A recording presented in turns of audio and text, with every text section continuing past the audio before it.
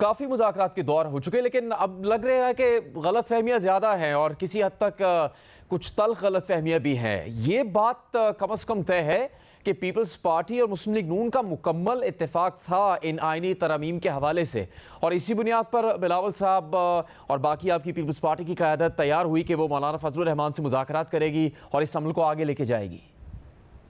بہت شکریہ جنید۔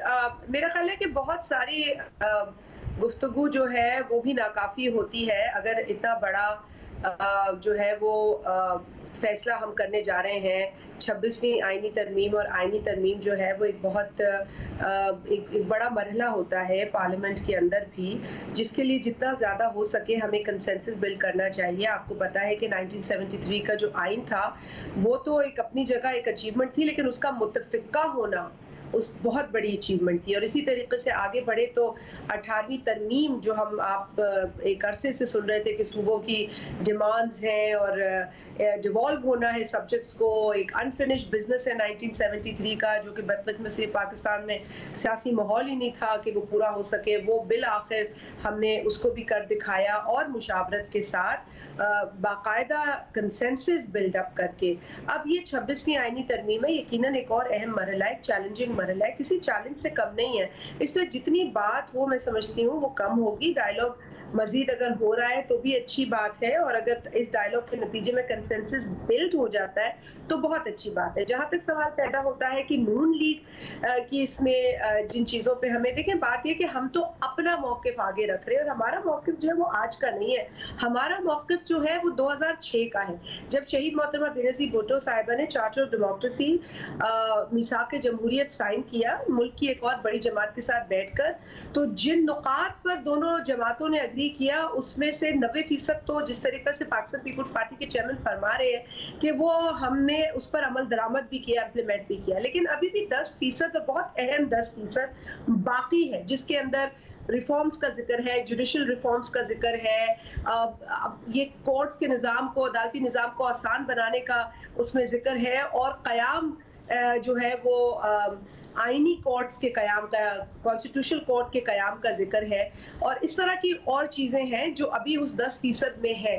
تو ہم اگر کسی کنوکشن کو آگے لے کر جاتے ہیں تو ہماری کنوکشن 2006 کے اس میثاق جمہوریت کے معاہدے اور اس کے نکات کی روشنی میں، جس کا ذکر چیئرمین پیپلز پارٹی جناب بلاول بھٹو زرداری صاحب متواتر کرتے آ رہے ہیں۔ اب آگے آ جائے تو مولانا صاحب کی بات، مولانا صاحب کے ساتھ پیپلز پارٹی کے پرانے جو ہے ورکنگ ریلیشن شپ رہا ہے۔ ہم نے مل کر 1973 کا آئین ہو یا 18ویں ترمیم ہو، مل کر ہم نے کام کیا ہے۔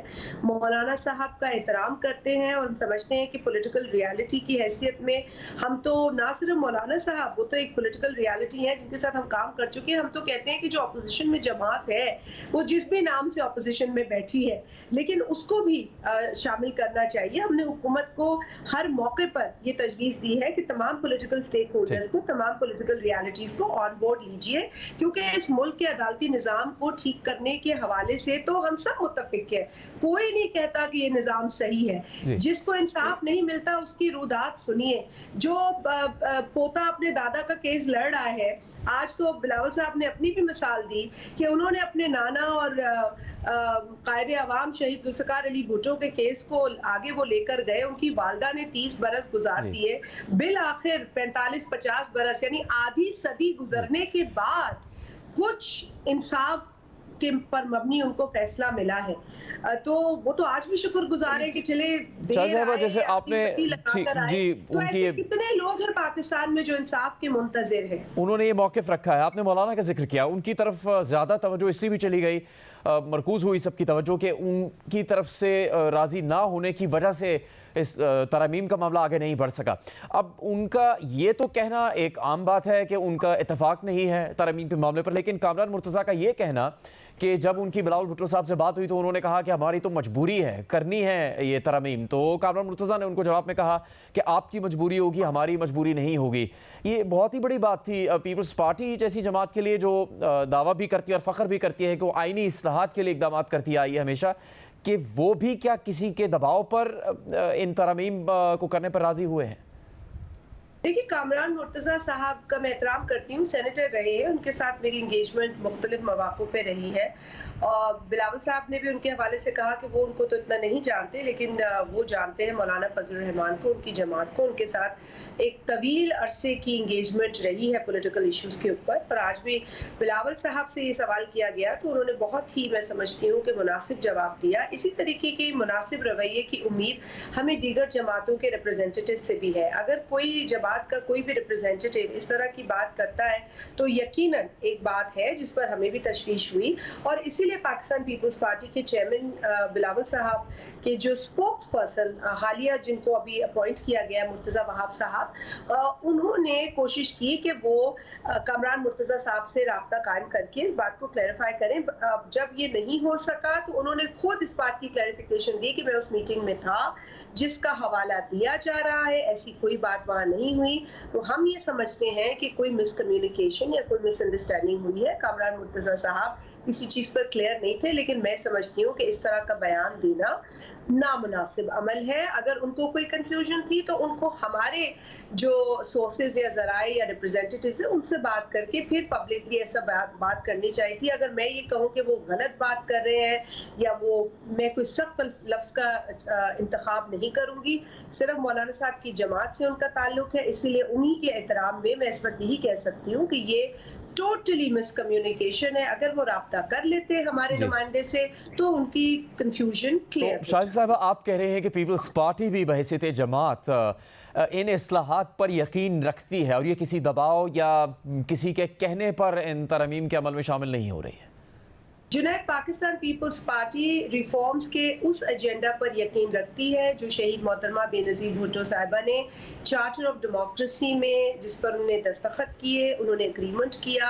और आज भी बिलावल साहब ने जब वकला की एक उनकी ऑडियंस थी, उनसे खिताब किया तो उस वक्त उन्होंने यही कहा कि मैं अपनी वालदा के उस ख्वाब को पूरा कर रहा हूँ जो उन्होंने हमारे लिए छोड़ा, वो मिशन जिसको उन्होंने शुरू किया, जिस पर हमने 90% अमल किया, हम इसे मुकम्मल तौर पर अचीव करेंगे। और ये उनके लिए एक कमिटमेंट है, उसको वो बहुत इमोशनली भी देखते हैं, पैशनेटली भी देखते हैं। और यकीनन ये पैशन ही है ना जिसकी वजह से पीपल्स पार्टी आज भी पार्लिमान की बालादस्ती, जमहूरियत के इस्तेहकाम के लिए लड़ रही है। वरना हमने तो इतनी हुकूमतें नहीं देखी हैं जितनी हमने ऑपोजिशन देखी है। हमने तो इतनी इक़्तिदार को एंजॉय नहीं किया है, लेकिन हमने तो हमेशा ये कहा है इस मुल्क में जमहूरियत हो, इस मुल्क की पार्लिमान मजबूत हो। 2014 के जो धरने और जो एडवेंचर थे उस वक्त भी हम ये कहते थे, बावजूद इसके कि हम ऑपोजिशन में थे, हम इत्तेफाक नहीं करते थे उस वक्त की एक और जमात जो ऑपोजिशन में थी कि आप पार्लिमान को इस तरह अंडरमाइन करें या आप कोर्ट्स को इस तरह अंडरमाइन करें या आप गवर्नमेंट के, स्टेट के इदारों को इस तरह अंडरमाइन करें। तो उस वक्त भी हमारा इख्तिलाफ नहीं था। आपका ये मौक़िफ़ है। Democrats and we will continue fighting for greater democracy. साहब, अभी देखें तो खबर यही बनती है कि हुकूमत को नाकामी हो रही है, हुकूमत के लिए शर्मिंदगी का बाइस बन रहा है ये सारा अमल, चूँकि उसमें उन्हें अभी तक कोई भी कामयाबी नहीं मिली। पीपल्स पार्टी ने उनका साथ दिया, लेकिन चूँकि आपकी जमात हुकूमत में उनके साथ शामिल नहीं तो सारा मलबा हुकूमत पर जा रहा है। अगर मुस्लिम लीग नून इन आइनी तरमीम के मामले पर एक बंद गली में चली गई है तो क्या पीपल्स पार्टी उसको रेस्क्यू करेगी और फिर बिलावल भुट्टो साहब दोबारा मुलाकात करेंगे मौलाना फजलुर रहमान से, जो कि गुज़श्ता रोज़ यकसर मुस्तरद कर चुके हैं नानी तरमीम, क्योंकि उन्होंने किसी एक तरमीम की बात नहीं की। वो बहुत सख्त बयान देकर उन्होंने ये सामने लेकर आए बात कि वो इन तरमीम को नहीं मानते। जुनैद, मैं इतनी जल्दी अब मैं बड़ी ऑप्टिमिस्टिक हूँ। इस मुल्क ने बहुत सारा जो है वो बहुत सारी तकलीफ़ें, उतार चढ़ाव देखा है, तो मैं कोई हतमी इस पर बात नहीं करूँगी। मैं जो भी बात करूँगी इट विल बी पॉजिटिव, इसलिए क्योंकि नाकामी एक बहुत संगीन लफ्ज़ है। मैं नाकाम या नाकामी नहीं कहूँगी। देखिए, एक डायलॉग प्रोसेस है। आज आप और मैं बात करते एग्री नहीं करते, कल शायद आप अपनी बात पर मुझे राज़ी कर लें या मैं आपको अपनी बात पे कर लूँ। तो इसका मतलब ये कि हमें बात करते रहनी चाहिए। हुकूमत को मैं उनकी स्पोक्स पर्सन नहीं हूँ, लेकिन मैं नहीं समझती कि कोई शर्मिंदगी है या कोई नाकामी है। हाँ, अलबत्ता ये हो सकता है कि वो जितना जल्द चाह रहे हो कि ये काम हो, वो नहीं हुआ। कोई बात नहीं, इसमें वक्त की कोई, मैं समझती हूँ, इतनी बंदिश नहीं है जितना कि कंसेंसस का होना ज़रूरी है। तमाम पॉलिटिकल स्टेक होल्डर्स का एक पेज पे आना ज़रूरी है। نیت جو ہے وہ ہم سب کی ہونی چاہیے اس ملک میں انصاف کے نظام کو مضبوط کرے، جو عام عوام کو ریلیف چاہیے ان اداروں سے وہ ان کو ملے. اس کے لیے میری پولیٹیکل پارٹی کی کمٹمنٹ موجود ہے. ٹھیک. ہمارے جو منشور ہے اس کا حصہ ہے. ہم اپنے اس منشور کی روشنی شاہد میں صاحبہ کام آپ کر رہے ہیں. پارلیمانی جی آخری جملہ جو آپ کی سوال کے جواب میں ہے کہ بلاول صاحب حکومت کے ساتھ ہیں. حکومت کے اگر کسی بات پر ان کو اتفاق نہیں ہوتا تو وہ گریز نہیں کرتے ان کو بتانے سے. انہوں نے بتایا کہ حکومت کی جو کچھ تجاویز تھی جس سے میں اگری نہیں کرتا، میں نے کہہ دیا میں اگری نہیں کرتا. ٹھیک. لیکن جن چیزوں پر وہ چاہتے ہیں کہ عمل ہو، جو چارٹر ڈیموکریسی کا حصہ ہے، وہ تو نون نے بھی سائن کیا ہے. تو آئی ایم شیور نون بھی چاہے گی کہ اس چارٹر ڈیموکریسی کے اس حصے کو وہ امپلیمنٹ کروائے. اب آپ نے بتا دیا اس بارے میں. شاہد صاحبہ آپ خود بھی پارلیمانی سیاست بہت متحرک ہے. اب یہ ترمیم کا مسئلہ جو رکا ہوا ہے اس وقت عمل اس میں یا آگے نہیں بڑھ پا ہے بہت زیادہ، اسپیکر قومی اسمبلی اور پنجاب اسمبلی کے اسپیکر کی طرف سے الیکشن کمیشن کو خط لکھا جانا کہ الیکشن ایکٹ کے تحت جو نشستیں ہیں وہ دی جائیں، یہ بھی پھر اسی عمل کا حصہ ہے، اسی مقصد کو حاصل کرنے کے لیے کوشش ہے؟ آپ کے علم میں ہے، اگر آپ سے بات ہوئی ان کی یا پھر آپ کے علم میں جب آیا تو آپ کو کیا لگتا ہے کہ اسی لیے ہے کہ پھر اسمبلی میں مطلوبہ تعداد مل سکے؟ جنید، میری کوئی پرسنلی بات نہیں ہوئی. اسپیکر قومی assembly custodian of the house ہیں. اسی طرح اسپیکر پنجاب اسمبلی یا کسی اور اسمبلی کے ہوں تو وہ کسٹوڈین اپنے لیجسلیچر کے ہیں. تو as custodian of the house ان کی جو ذمہ داری ہے، یقیناً اگر نشستیں پوری نہیں ہوں گی تو کسٹوڈین آف دا ہاؤس کی ہی ذمہ داری ہے. اگر کوئی ممبر جو ہے وہ جس طرح ابھی حالیہ دنوں میں، اور پہلے تو ہمارے ساتھ تو خیر بہت ہوتا تھا، پروڈکشن آرڈرز بھی نہیں ہمیں ملتے تھے، لیکن حالیہ دنوں میں جو کچھ اریسٹ ہوئے اور 10 لوگوں کے فوری طور پر، میں اسپیکر صاحب کو یہ کریڈٹ ضرور دیتی ہوں کہ انہوں نے فوری طور پر اپنے اراکین کو جو ہے وہ پروڈیوس کرنے کے لیے پروڈکشن آرڈرز جو ہے ان کو جاری کروایا، ان کو وہاں لے کر آئے. تو یہ اسپیکر ایز اے کسٹوڈین ان کا جاب ہے. This is what he suppose to do.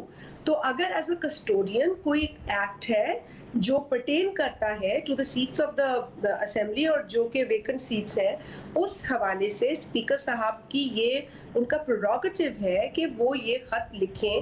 میں نے اس خط کو نہیں پڑھا، اس کا متن نہیں جانتی. میں نے خبروں میں، نیوز میں دیکھا ہے اور میں نے اس سے یہی اندیا لگایا ہے کہ وہ یقیناً اس ایکٹ کی روشنی میں as a custodian of the house to fulfil the vacant seats of the august house of National Assembly انہوں نے یہ خط لکھا ہوگا. سملرلی پنجاب میں بھی یہ ہوا ہوگا. تو جہاں جہاں کسٹوڈینز بیٹھے ہیں وہ قانون کے مطابق اپنے اراکین کا دفاع بھی کرتے ہیں.